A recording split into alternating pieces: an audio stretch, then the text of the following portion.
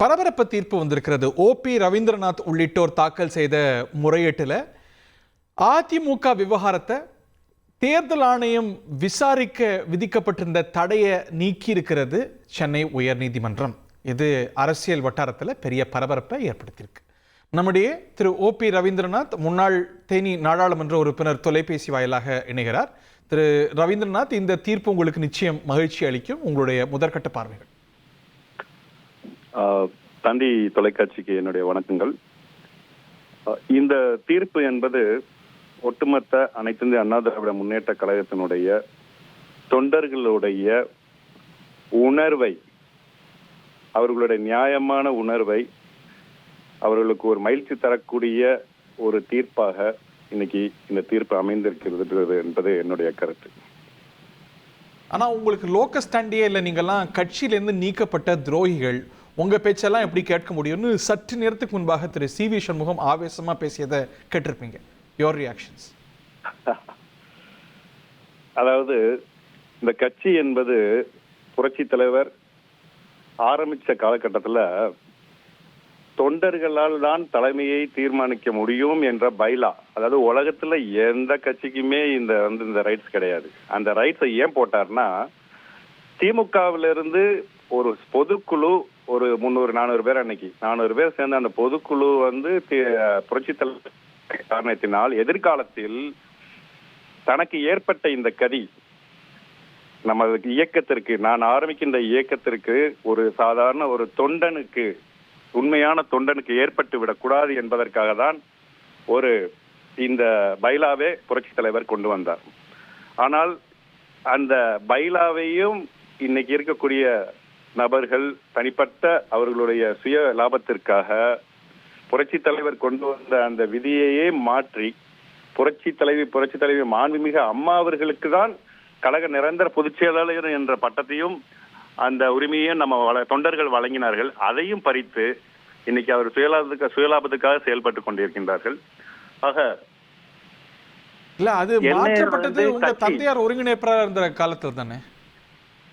யாரு? உங்க தந்தையார் ஒருங்கிணைப்பாளராக இருந்த காலத்துல தானே இது பொதுக்குழுவால தேர்வு செய்யப்பட்ட நிகழ்வுங்கிறது நடந்தது.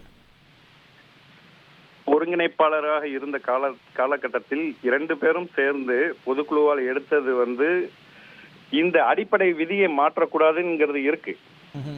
அதே நேரத்துல இன்னொரு முடிவு எடுத்தார்கள். புரட்சி தலைவர் அம்மா அவர்கள் தான் கழக நிரந்தர பொதுச் செயலாளர் என்ற அந்த உரிமையை வழங்கணும், அதையும் மாற்றக்கூடாது என்றுதான் எடுத்தார்கள். ஆனால் இவர்கள் என்ன செஞ்சுட்டு இருக்காங்க இப்ப?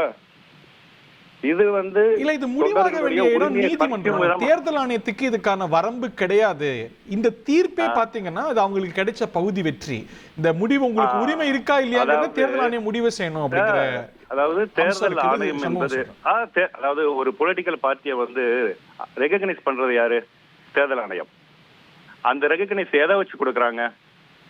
அதாவது அந்த பொலிட்டிக்கல் பார்ட்டி சட்ட விதியின்படி செயல்படவில்லை என்றால் நடவடிக்கை எடுக்கலாம் என்று இதற்கு முன்பாக கமிஷனராக தேர்தல் ஆணையாளராக இருந்த TN சேஷன் அவர்களே சொல்லியிருக்காரு.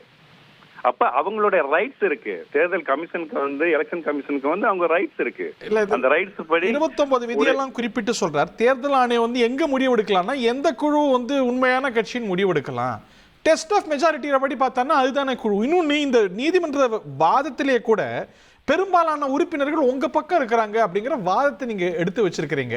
நீங்களே மனசாட்சியை தொட்டு சொல்லுங்க, அது நடைமுறை யதார்த்தமா? இன்னைக்கு பெரும்பாலான அதிமுக நிர்வாகிகள் தொண்டர்கள் உங்க பக்கம் இருக்கிறாங்களா? அது யதார்த்தமா?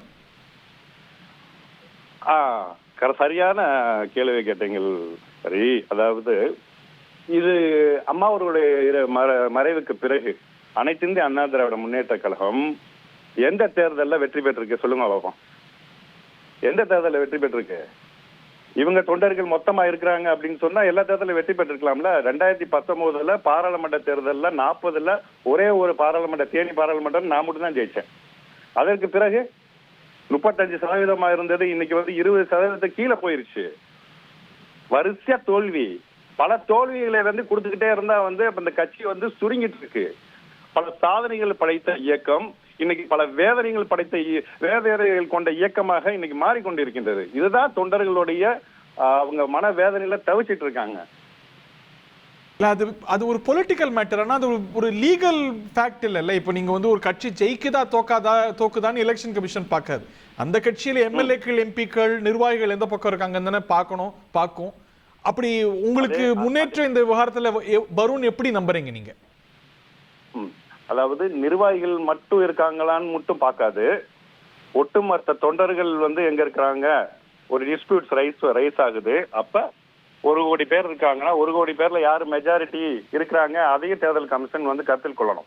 ஓகே, அதான் சட்டம். தேர்தல் அணுக போறீங்க. இது உங்களுக்கு தொடர்ந்து திரு பழனிசாமி அவர்களுக்கு வெற்றி மேல வெற்றி சட்ட ரீதியா கிடைச்சிட்டு இருந்தது. இப்போது ஒரு சிக்கலா வந்திருக்கு. நீங்க இதை எப்படி மேற்கொண்டு அணுக போறீங்க? உங்களுடைய ஸ்ட்ராட்டஜி என்ன? இன்னைக்குதான் முதல் தொடக்கமாக தொண்டர்களுக்கு கிடைத்த ஒரு வெற்றியாக நாங்கள் பார்க்கின்றோம்.